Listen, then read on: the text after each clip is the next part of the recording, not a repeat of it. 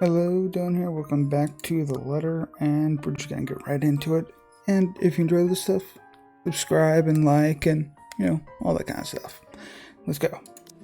Despite the massive effort to keep the mood light with small chatter, cooking ends up being a mostly quiet affair. Between us, the consistent clapping of the knife against the board and the muffled noise from the television I left running, words have become surprisingly difficult to string together. Not entirely unusual, we've had moments like this before, but definitely unnerving with how things are now. Earlier someone else will come knocking at the door. As pleasant as this is, breaking the ice or keeping a conversation going has never been my forte. That has always been Isabella's or Rebecca's department. So if I remember, this is taking place after Isabella's story, but in the middle of Hannah's story. Sometimes Ash's, although most coming from him border on awkward or embarrassing. Speaking of the guy, he never did call back, and I'm willing to bet my entire yearly salary that he fell right back to sleep after the call. Sorry, Bella, could you...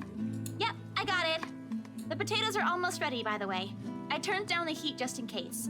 You might want to check on them, though. Hold on, I'll be right there. Sheesh, wait up. If you keep rapping at the door like that, you'll break it. Ash! Oh, good. You're awake. Ash has already welcomed himself in when I take my eyes away from the oven. He's never been really keen with the notion of courtesies after he's warmed up to you, this guy. All 13 of my logs he broke can attest to that. He's a good fellow, though. Maybe a tad bit standoffish at first glance, but he's trustworthy. Don't you have work today? I could ask the same of you. Hey, Z-Man. You're late. Something came up? You need to drop the Z-Man. It's getting old. Sorry, I got caught with something at the precinct on the way here. Had to attend to that first before things got out of hand. I'd tell you about it, but you know how it can be with those kinds of things. Later, maybe. And you're here because... What? I'm not allowed to say hello? I doubt you're here because of that. And you're not answering my question. My bad. Forgot to mention that. He called earlier looking for you. Rebecca's worried because you didn't come home last night. You could have called my cell instead. You weren't picking up. Okay, yeah, that's kind of a fair. Anyway, I'd really hate to cut this little get-together short, but I need to be somewhere else. Come on, Isabella, let's get you home. I'll drop you off on the way. Wait, we're going now? He claps a hand on her arm and begins ushering her out of the apartment, throwing a casual wave at me as he passes. Isabel, on the other hand, doesn't appear too fond of the idea. And sure enough, before they can even cross the threshold, she puts a firm foot down, the force loud enough to halt them both and catch the taller man off guard. It would have made for a funny picture. The way Ash almost crashes into her, and Isabella giving him an indignant pout over her shoulder. Surprise and confusion are in his face all at once, two things that rarely ever grace it, if he can help it. Rare moment even for a small group. If only I had my camera with me, dang. What is it? Zach cooked something. If it's just food, I'll get you something on the way back. But the food! It's Zach's cooking. Real delicious food that actually tastes like food. At least stay and have a bite. Please, Zach, help me here. These two. Whenever they are in the same room, sometimes it feels like herding a group of unruly kids instead of talking to two mature adults. One moment they're engaged in a pleasant chit-chat, and the next they're bickering over a minor issue. Frankly, if I didn't know any better, and I have an overactive imagination, I'd say there's something going on. Never mind how utterly impossible that idea is. Or it might just be me reading too much into things like this. I can already hear Ash's laughter, if so much as suggests such. Oh, fucking hell.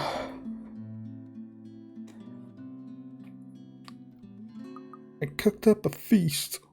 I don't know about you two, but I think you guys should really stay.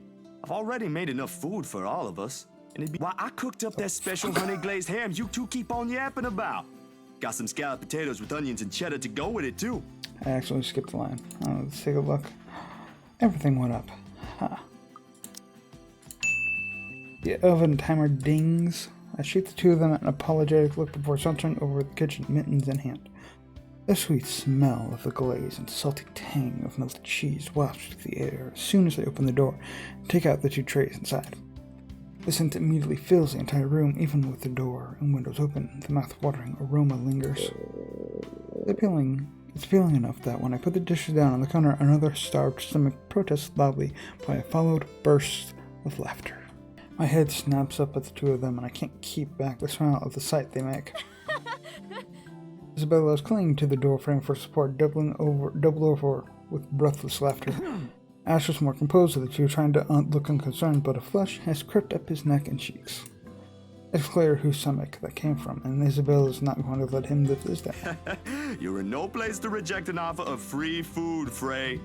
I wasn't rejecting anything. Damn it, I just missed a meal, that's all. Aw, he's flustered. Shut it! Those guys at the precinct said it was urgent. Somebody has to be responsible for it. Well, aren't you precious? Right. You know, if you keep laughing like that, you'll burst. I'm sure it won't be as bad as your stomach suddenly rumbling like a starved. Hi, kiddos, play nice. Food's gonna get cold if we keep this up. Ash, you gonna stay? Might as well, since Scaredy Cat's so hell-bent on staying. Aww. A healthy meal. A hearty meal is what the achievement says. We eventually settle down after the food has been served, the jibes replaced by another round of friendly chatter, mostly about what's on the news the night before. There is, however, a conscious effort to avoid mentioning what's currently on the headlines. The dead is never a good topic to talk over food in polite company, this case in particular. The wounds are too fresh too soon. I'd likely avoid it as well if I were in her position, someone I personally knew passed away in a gruesome manner like that. Though perhaps the closest we got to broaching the topic was when the infamous mansion is brought up again. But even then, we are careful, Ash and I. We keep the conversation light and avoid bringing up her late business partner. It is the least we can do. The Wrights? Yeah, they're planning to move in soon. In fact, they already have a housewarming party planned. It's why they wanted us to rush the papers. They wanted to send the invitations out as soon as possible. Oh, now I get it. Get what? Remember what I told you last night about the new clients? Vaguely? Sorry, I was a little out of it yesterday. Was it the photo shoot? Yep, it's actually for the one you sold. Ermite, something. When you put it that way, I suppose it makes sense why my boss wants me to prioritize the couple. They can have those documents rushed at just a snap of their fingers. Then they're more influential than I initially thought. And I guess my boss is expecting a lot more from this project than I expected. Hope I can live up to it. Your photographs are more than good enough, Zach. You'd probably win an international award if you let yourself. Ma'am Hana's easy to please, too. As long as you're good at following instructions. Easier said than done. Different clients have different tastes after all. Still, a week? I don't think that's possible. Now that you mentioned it, yeah. They wanted everything finished at the earliest. To be honest, it's not unheard of, but... But it's still weird. Still weird, yeah? Slip of the tongue. Still barely noticeable as to someone who's already familiar with Ash's ways, yet in this moment it's possible to miss. He should him a curious glance, but he ignores it. Rather pointedly. I can't exactly say it's like that, where I'm just the middleman after all. As much as I want to comment on it, I only know what's on the surface, not the in and outs. It's just that BRC and my boss are more hands-on with the legal stuff this time, despite having a separate department dedicated to it. Maybe Mr. Wright helped with it too. They have their own legal team for this, don't they? Well, they should have one. Especially for a big property like this. They have, but like I said, it's off our hands. Rose and I don't handle this stuff in the office. If anything, to me, this just means I'll be able to send the rest of the funds to Papa's treatment earlier. I guess that makes a whole lot of sense. Officially off our instant noodle diet, aren't we? Ash, has anyone ever told you that you have an uncanny way of ruining the mood? What? I was just saying. A few more months of stuffing your face with those, and I'm sure you'll start to look like a noodle cup. That's a pretty picture. At least I don't live off convenience store food. Or make poor, unassuming pressure cookers explode. What? How did you... Oh, did come you- on, Zach. Sorry, it just came up while we were cooking earlier. I'm impressed, Ashton Frey. You even made it to the news. A one-time thing. And it wasn't as big as you seem to be imagining. Oh, sure. Let's all pretend that one time you almost set my apartment on fire didn't happen too. Hey, that was an accident. You were making a salad, Ash. How do you start a fire? With a salad. Can we please move on to a different topic? It helps to catch her eye if the harmless teasing. The mundane story is interesting enough to let time pass unnoticed. By the time lunch ends, the shadows are no longer at the forefront of my mind. If it's the same for Isabella, for whatever troubles her, you can never tell. These things, the anxiety, the fear, they ain't easily seen and easily forgotten after all. You go on ahead. I've got a few things I need to ask Zach. I'll be downstairs in a minute. Confusion briefly flashes in her eyes as she catches the keys he tosses over, but he doesn't give her an answer and waves for her to go ahead. How sure are you I won't be driving away with your Shirley? You don't even have a license. Do you even know how to? Papa taught me how. I'm probably a better driver than you. See you later, Zach. Thanks for the food. Always has to have the last word, don't you? You're welcome. I'll send you the recipe for the potatoes tonight. A grin is back on her face when she leaves and closes the door behind her. For a little while after we were left alone, Ash goes wholly quiet, listening, waiting for her remaining footsteps in the hall to fade.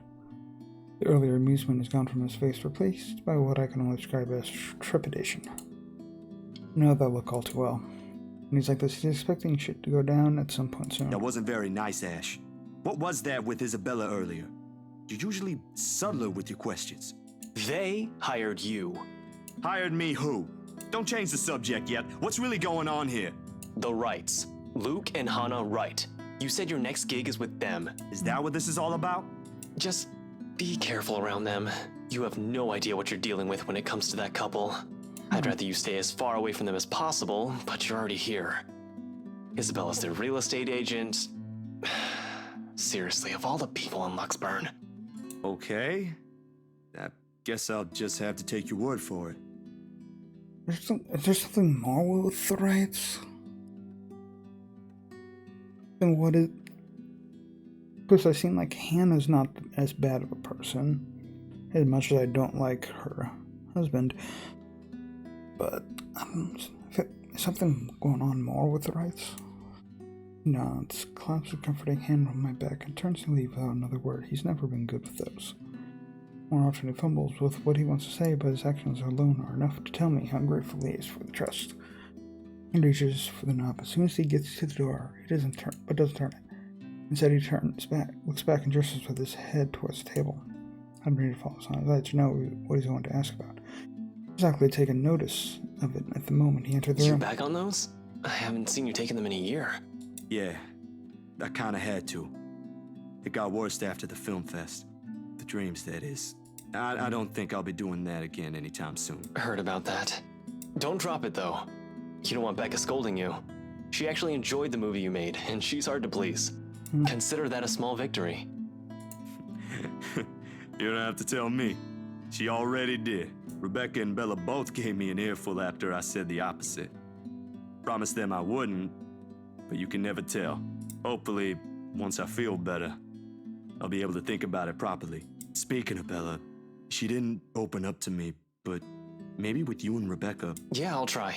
I can't promise anything, but I'll talk to her. Thanks. That's all I'm asking.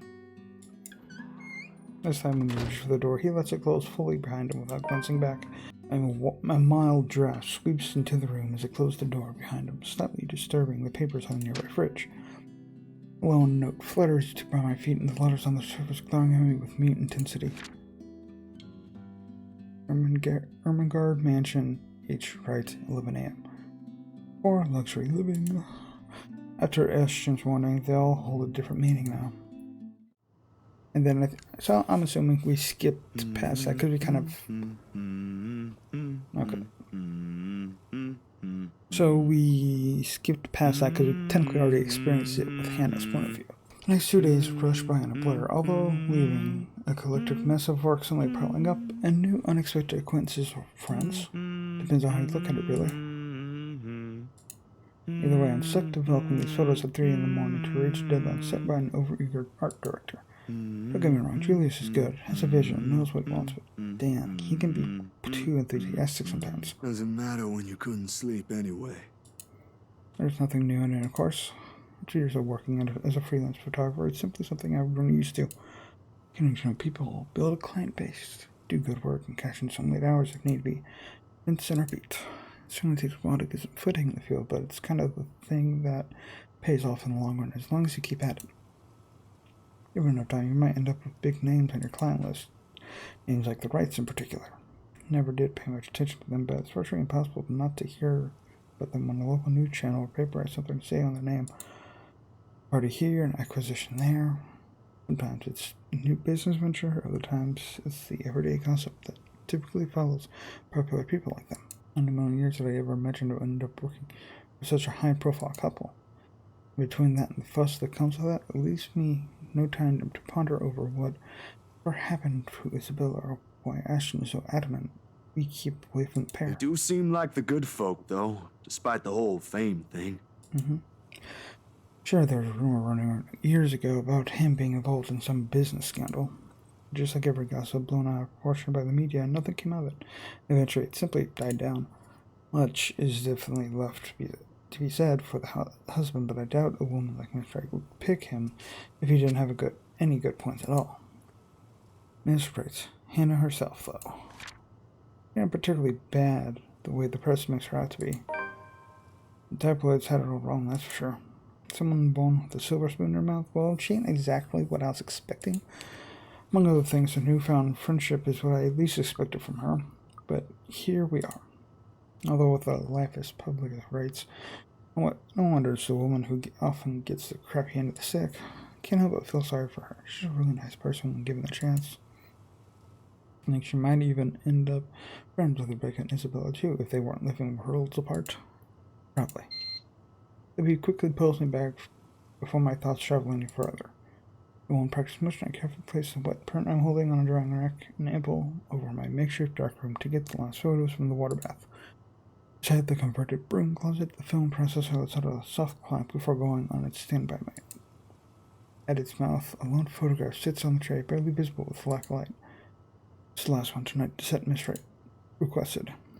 I don't usually make this a habit giving away stuff like that is. It's bad for the business, no matter how well intentioned or generous you are.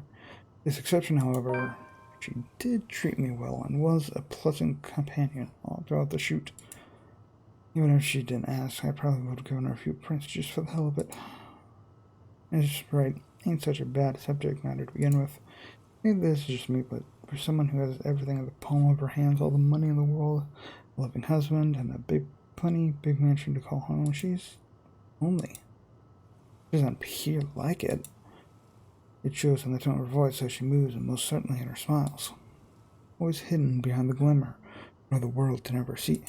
Sometimes for people like her, small things like these help. A little reminder that the world can be kind too. Water drips from the paper as I blindly pick it up and gently lay it on another tray holding a decent amount of photo flow. A few seconds under the solution is all it needs before it's ready for drying. No good rushing this last one, even if my body's already screaming for some decent snooze. My hand fumbles for the light switch, moving toward it with familiarity while I fish for a squeegee among the mess, tools on drawer with the other. The bulb flickers twice before a glow settles and casts a soft glow in the tiny space. When I glance back down, the squeegee in hand ready to finish the process finally called a night. What on earth?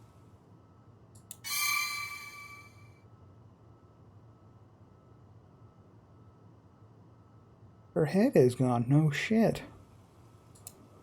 Blurred and distorted beyond recognition. Rather, the area completely smudged over, leaving no trace of the same sweet smile the good woman carried in all the previous prints. Damn, that was too careless. Common mistake to make, of course, if one is negligent enough to pick a newly processed photo in the dark like I apparently did. It has happened before, loads of times actually. But I still can't help but feel a small pang of frustration over one mistake a newbie would likely make. With a sigh, I reach up for the switch again, intending to develop a new one from scratch. It could pass off for one of those supernatural pictures they show on TV, though. Memory clicks, one cursory thought, in the sea of many in a short yet distinct second from the day before. Glimpse is all I got, but it's enough to burn the image in my mind. There was a shadow. No. Ooh, hey. A woman. In her 20s or early 30s, maybe? But with how gone her flesh alone has become, it's not possible to tell at first glance. The skin itself has already taken a sickly pale-colored rotten in most parts, blood dripping from every open gash and lesion in her body. Bony hands grip Miss Roy's neck like a noose, staining the skin underneath with a vibrant shade of scarlet. But nothing but malice fills the gleam in her eyes. Zachary?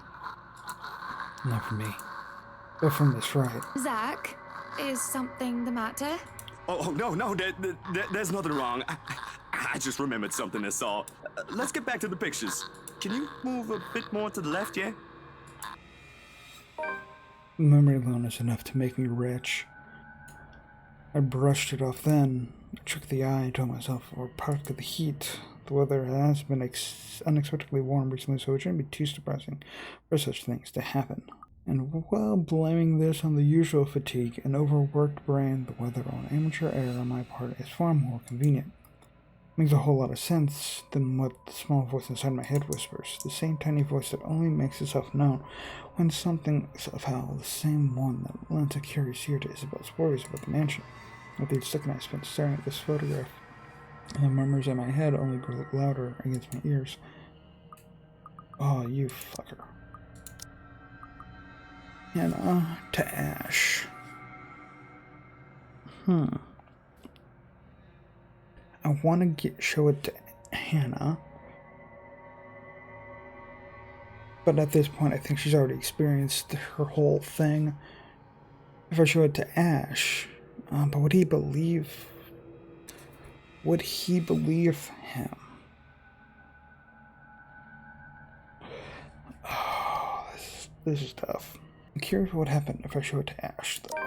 Ash will give me a flack for this, he will. I can already hear what he's going to say about this the moment I bring it up. Now, before he even sees anything, I'll wager. The guy's a skeptic through and through, and it'll take more than my account for him to even consider this. But when you've been there, seen something enough to raise the hairs on the back of your neck and leave you wanting to flee or hide, what he thinks is the least of my concerns. I'm no hero. That's a title best reserved for someone else. So, if this will help him change his mind, it's worth a try. Yeah, we need to get Ash on the same page as Isabella, Hannah, and now Zach. Isabella's gone and done the same thing, didn't she? Outside the sun has yet to rise. I still got a few hours before dawn. Good enough time to mull over how I'll go about this with him. Plenty of space to check if I'll get the same result. Redo the process again. The film processor hums back to life. My touch, the light switch gives out a soft click and the darkness embraces the small closet again. Somehow those urban legends don't sound so silly now. Oh shit. Sometimes I wish Ash would make himself easier to find. 24 messages, 13 phone calls, and one visit to his flat. Later, I still have no idea what rock and Luxburn he went off to hide under again. He has his own place, but refuses to stay in it. He has his own phone, but doesn't answer any of his calls or give any indication he's got any messages. Most of the time, he'll just show up at my front door. Sometimes in the middle of the night, complaining how uncomfortable it is to sleep at the back of his his car, as if the old couch in my flat is any better. Nothing new from him, though, but a bit frustrating, really. There's a police precinct, of course. But again, he's not there most of the time either, and that's also true for today. He's likely out on another stakeout. There's nothing much to do for me but to wait for that Let's just hope I'm lucky enough today. While the Luxburn is a relatively peaceful city boasting a low crime rate, its precinct stays abuzz with activity. As soon as I open the glass front doors, murmurs coming in from people waiting in the lobby welcoming me. Officers can occasionally be seen shuffling in and out of the rooms, greeting civilians with a casual smile and polite nod. Some, though, look worse for wear, like the receptionist who looked at me with mustard stains the moment I arrived. Thankfully, I wanted to deal with him today. Before I can even step in, Ashton's voice, though low, comes from the hallway adjacent to the lobby. Not even for just 1 minute? No. The case was dismissed, remember? Who's he talking to? You were the one handling that case.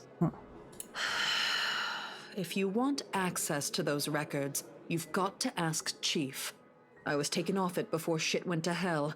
Why do you even bother? Even Professor Clark seems to have given up on that. Well, Never mind, you won't understand. Right.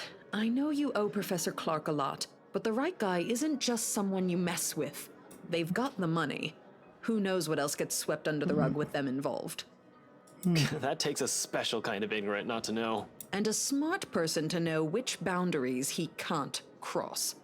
You're a bright guy, you'll figure it out. In any case, I've got to get going. Another missing person case on my hand. Benjamin on the front desk looks like he's about to maul someone after the fourth one yesterday. Fourth one. Murders, people missing, what a time to be alive. Man, I miss the old Luxburn. You and me both. I'll see ya. Gonna go grab some lunch. He notices me at first. As he enters the lobby and pauses. Confusion briefly crosses his face until I fish out the phone from my pocket and wave it up. Carnegie pulls on my wallet, wordlessly fiddling with it for a few seconds before sighing heavily. There ain't any annoyance in him when he glances up, though, only mild exasperation. What might be a hint of amusement. Stop taking pointers from Isabella. This is gonna get old soon. At least use your phone properly. It's an alarm clock, a good note-taking device, a halfway decent camera, and maybe a music player too. If I'm being nice. What else do I need it for? I don't know, keeping in contact maybe? When he rarely shrugs, I know I've struck a chord. He's far from holding a piece of technology in contempt, of course. Master's always been nothing but practical from the start, and technology is useful. Only when he gets too focused on one thing, like a case he's handling, he tends to forget there are other things around him. A little reminder and a nudge in the right direction can get him a long way. I've got an email on that social media site the girls roped us into joining. That doesn't make any sense. Also, you've got an account before any of us had one. For policing purposes? Anyway, why are you here? I thought you have something scheduled today. Or was that yesterday? That was yesterday. Look, about that, there's something I want you to see. He stops with a tap on my shoulder, walks past me straight to the door, and gestures with his head toward their very irked receptionist when I raise an eyebrow in question. Over lunch. I haven't eaten anything since last night, and Benjamin there doesn't really like loiterers around here. Wordlessly, I followed after him, but not after sending the poor guy behind the table an apologetic smile. That is where I'll end this video of The Letter. Hope you enjoyed, and if you did, subscribe, check out other videos I've done, and I'll see you next time. Bye-bye.